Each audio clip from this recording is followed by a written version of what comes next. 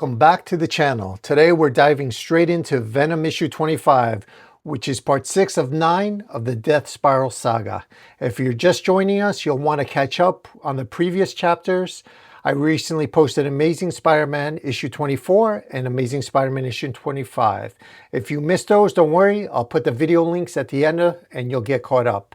The story so far: when we last left our heroes, we saw the ultimate unholy alliance as Spider-Man, Venom, and Carnage teamed up. They were racing toward Mary Jane's apartment where Eddie Brock's son, Dylan, was just about to leave. But standing in his way is Torment. With that, let's jump right into the action. See a menacing Torment standing in the doorway. He says, "I'll cut to the chase, Dylan. I'm Torment and I just killed your grandfather. Now I'm here to kill you. For the spiral, you understand. Nothing personal." Dylan responds, "Well, as long as it's not personal, neither is this," as he slams the door on Torment. Dylan screaming, "Paul, we got trouble." Paul comes rushing in with a knife as Dylan says, "Forget the knife. Put your weight on the door. Come on, pin him. Break his arm." We see Torment charging the sonic gauntlet as he says, "Big mistake, you two. You think I need to point this at you to kill you both?" Paul takes the knife and stabs it into the gauntlet as he yells, "Dylan, get down!" We see the gauntlet explode as Paul drops the knife and falls to the floor. Dylan yells, "What the hell was that?" Paul, "Whatever that was, it was an internal capacitor. Knife blade shorted out. You need to run, Dylan." Dylan, "I just can't leave you." Paul, "He's after you. I can keep him occupied. Just move, run!" Torment picks up the knife and says, "Just so you know, whoever you are." Torment grabs Paul, stabs him right in the stomach as he says, "You could have lived through this. You're not on the spiral. You're not on anyone's spiral. I've never met a person who's so unconnected. You're nobody's father, nobody's true love, nobody's family. So all you could be to me, to anybody, is in the way." All of a sudden we see a laser beam shot at Torment as Dylan yells, "Get away from him right now!" Dylan comes running to Paul's aid as Paul asks, "Dylan, you're wearing the jackpot device?" Dylan, "It was in the box of your stuff, Paul, which means you fixed it, right?" Paul, "Nearly fixed it." Take it off, Dylan. It's still dangerous." I'm going to hit pause here for a second. If you've been following the MJ and Paul storyline, the jackpot device is the corniest idea I've ever heard of. It's basically a roulette wheel or slot machine with symbols that gives the user temporary, random, and often unpredictable superpowers. I have to question why. Why was this even built? Why is it even in the story? All right, let's unpause. Let's get back to the story. Dylan, yelling at the jackpot device, says, "Give me something useful, you piece of junk. Shock absorbers, or a healing ray, or," as we hear, "ding, ding, ding, ding." He yells, "Glass powers? I'll take it," as he shoots a laser of glass that encases Torment. "Okay, we need to get you to the hospital, Paul. Don't worry about me. He doesn't care about me. He wants you. Glass won't hold him. Go fire escape. Find MJ. Dylan, "I'm not leaving you. Just run. Run before he," as we hear the glass starting to crack, and Torment breaks out and yells, "Too late. You're part of Eddie Brock's spiral, Dylan. You're his family." Torment yelling at Dylan, "All the family he has. I have to kill you first. Don't you see that?" As we notice a glass stuck in Dylan's leg, Torment says, "Ha, hard to get away with a chunk of glass in your thigh. Must be near an artery. But run if you must, Dylan. I'll just shoot you right in the..." Paul cuts him off. "You can't, not before me. I'm his family. You said family first, right?" Torment, "You're not on the spiral." Paul, "Then your spiral's wrong because I'll die for this kid. Isn't that family?" Torment takes aim at Paul and says, "I can respect that logic. Close your eyes."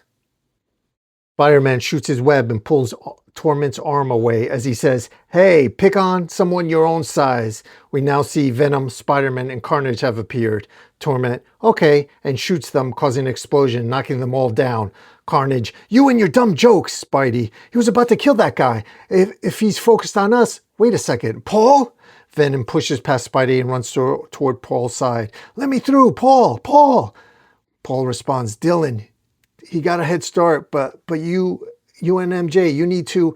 As Paul starts to say, "I don't matter. I never have." As Paul's eyes go blank and he passes away, Spider-Man, "We need to get him to the hospital now." Carnage, "He's dead, Parker. We know death. He's gone." "But what did he say?" Venom, "We need to find Dylan now." Venom crashes through the window and screams, "Dylan!" Carnage and Spider-Man running after Venom. "MJ, guys, come on, stop!" Carnage yells at Spider-Man, "Don't stop! Venom's got a psychic link to Dylan. Wherever he is, they can find him, and we can follow."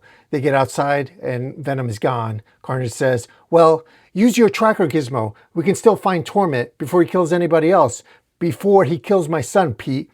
I'm sorry your buddy's dead, but now is not the time to grieve." "Spidey, he wasn't my buddy. He was a human being who did his best, but I guess that doesn't matter, does it?"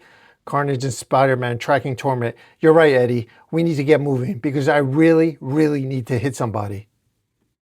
Torment tracking Dylan. "Where are you, Dylan? You went this way. I know you did. I can see it. I can feel it. The spiral, the loops of family, like a little line of electricity in the air, stinging at me.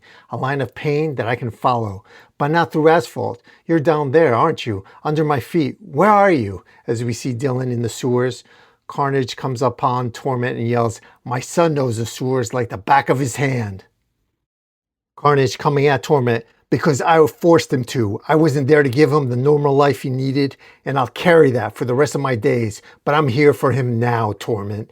I was going to kill you anyway for my uncle, my aunt, and my father. I hated my father, so imagine what I'm going to do to you, now that you've threatened someone I love." As we see Carnage open his mouth wide to bite off Torment's head, Torment points the sonic cannon directly at Carnage. At the very last second, Spidey pulls Torment out of Carnage's way and yells, "I've seen enough death, Eddie. No more, not even the piece of crap. Not while I'm here to stop it." Carnage, "The slime's going to pay for everything he's done." Spider-Man webs up Torment's hand so he can't use the sonic cannon. Spider-Man, "In a court of law, we don't just murder people on the street, no matter what you or your brand new friend thinks about that. Are we clear?" Torment turns on the sonic outlet as he says, "Clear as crystal." Torment causes a major explosion and knocks back Carnage and Spidey as he says, "Don't worry, Spider-Man. I'll take you alive. There's the best of your spiral yet to come. After all, it's just not your turn yet." We see Dylan in the sewers when all of a sudden Venom breaks through the ceiling and yells, "Dylan, we took the direct route. Come on, we have to get you," as Dylan shoots Venom with electricity and yells, "Where were you?" Frightened Dylan yells, "That maniac came to the door and attacked us, stabbed Paul like he was worthless, like he was nothing, because you weren't there, because of you. He might be dying right now. Why aren't you there?" Dylan starts to cry as he says, "If he's alive, why aren't you? Why aren't you? I messed up. I messed up bad." As Venom, MJ hugs Dylan. You hear Carnage say, "Are we sure we want to be all lovey-dovey about this? This guy killed half my family, remember? And they were just the latest. Now he's after Dylan? Give me one good reason why I should let him live." Torment shooting at Spidey with the sonic outlets as Spider-Man avoids getting hit and yells, "Because there are two of us, and he's only got one shocker glove. So even if he's 4 times the guy Herman was, he loses," as he knocks Torment back with a kick. Spider-Man charges at Torment and says, "You're right, Eddie. Your folks, Paul, they're just the latest. How many missing person reports come back to this guy? How many unsolved cases? We got a responsibility here. We can get justice and closure for all the victims, including the survivors. Also, if you try, I'll take you down with him, and you know that's how it'd go." Eddie Brock starts to say, "All right, Spider-Man, for now, we take him," when all of a sudden Carnage pulls himself out of Eddie and says, "Oh, Eddie, you honestly didn't think I'd let you finish that mealy-mouthed little sentence, did you? Take him alive? Take him alive when you know how badly your pal Carnage has to kill? I've tried to be patient, Edward. Lord, how I've tried with you, but you just don't understand my needs." Eddie Brock, "You're insane. You'll die without me." Carnage, "No, Eddie, you'll die without me, as you're currently demonstrating, whereas I'll only die if I'm left without a host." As Carnage decides to switch teams and jumps over Spider-Man and melds with Torment.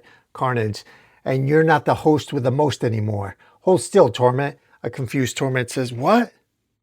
A shocked Spidey looks upon a new powerful creature, a terrifying hybrid of Torment and Carnage, as he says, "I think this might be the start of a beautiful friendship."